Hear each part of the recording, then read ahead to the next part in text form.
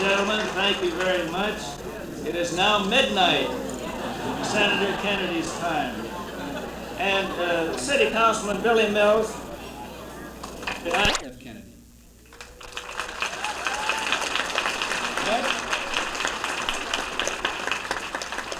Before we hear from Senator Kennedy, we have an expert in the field of mass communication to complete the introduction. Shelley?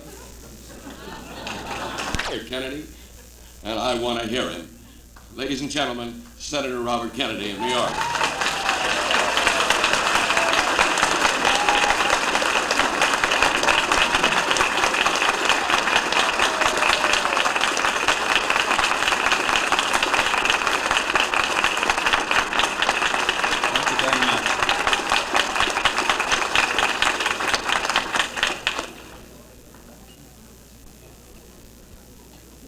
Congressman Corman, Mr. Gunther, distinguished guests at the head table, and ladies and gentlemen,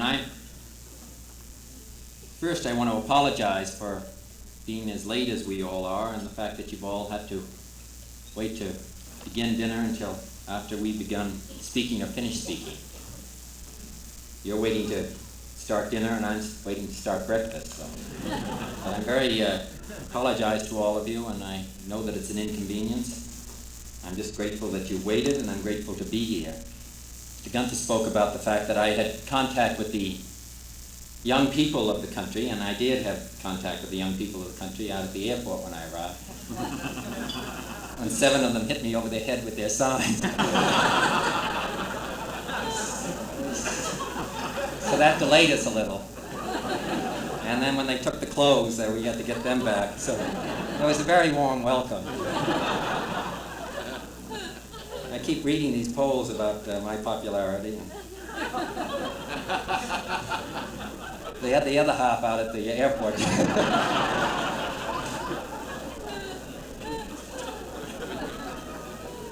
It's offset a little bit. My children are beginning to read some of these articles, and my daughter came up today and had read the article about one of the magazines and said I was an existentialist. And she said, "What does that mean?" And I explained that meant that you were looking at the today rather than the future. And she said, "Oh, that means you're a real swinger then, doesn't it?" So I thought that was nice.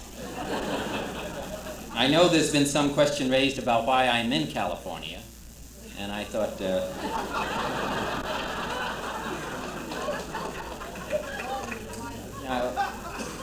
I was looking over the history of New York and California, and saw that New York gave California its first settler, John Bidwell, and we gave California its motion picture industry, and we gave California the Dodgers, and you've been very nice to us, and you gave us Richard Nixon,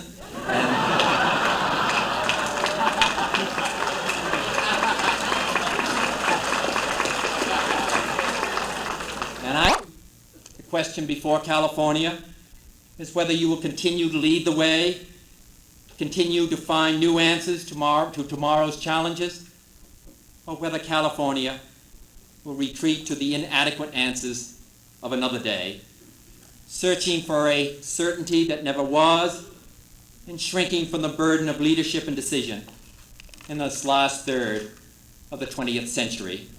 This is the question now, in the autumn of this year, as Americans set the direction for their cities and their states and their future as a nation. Emerson said once, God gives us the choice between truth and repose. Take which you please. You cannot have both. This is not a simple partisan choice, Republican or Democrat, although I believe deeply that the Democratic Party has traditionally stood for progress and justice. Still, we choose men to lead us. And there are in both parties men of character and compassion, leaders of whom we are justly proud. For the Republican Party, such men have been your former governor and now Chief Justice Earl Warren.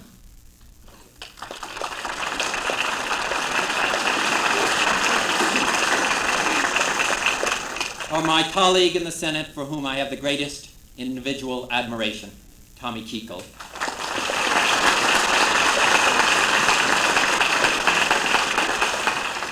or that dedicated public servant with whom I worked for several years, John McCone. And for the Democratic Party for the state of California, crime is going to be a more serious problem in this country, in the United States. Organized crime continues to spread its net into legitimate business and into unions, corrupting politics and supporting local crime in every state and in every city. Many suburban parents, as well as those in city slums, must wonder at their children's irreverence for codes of decent and lawful behavior as modern change assaults the deepest values of our civilization. And as more and more of our people crowd into cities, too often unemployed and unheard, living in slums and poorly schooled, there will be increasing frustration, increasing temptation to explode into terrible violence. That violence is an intolerable threat to the future of every American, black or white, to the mind's peace and the body's safety and the community's order, to all that makes life worthwhile for all of us within this country. We must prevent the repetition of that violence, just as the underlying condition which gave its birth, the poverty and the degradation of Negro life in the ghetto, must also be a thing of the past.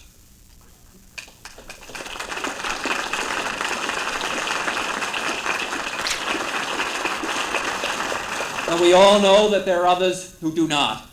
There are others who would tear down what all of you have worked so hard to build. Those who think education is a luxury and cooperation between Americans of various states, a socialist plot. They are for education if the federal government has no part in it. For education, but they must say what will be taught and what will not. For education, except if it costs money. But if this country is to keep its place of leadership in the world, if we are to be adequate to the unprecedented challenges that we face in the future, then we must have education, the best education that it is within our power to give our children. Here, too, we cannot rest on the past. We must look to the future, Johnson calls for today. A British poet once wrote about America, "Westward the course of empire takes its way. Time's noblest offspring is its last." It is my belief from the western margin of our vast and abundant nation, from this most recent center of American civilization, will continue to come the ideas and the leadership to make this nation realize the noblest of its ideals, a sanctuary for freedom, a home for the dignity of all of its people, and a shining and enduring flame destined to illuminate the hopes of all the world. That, in my judgment, is what Jim Corman stands for, and that, in my judgment, is what you stand for. Thank you very much.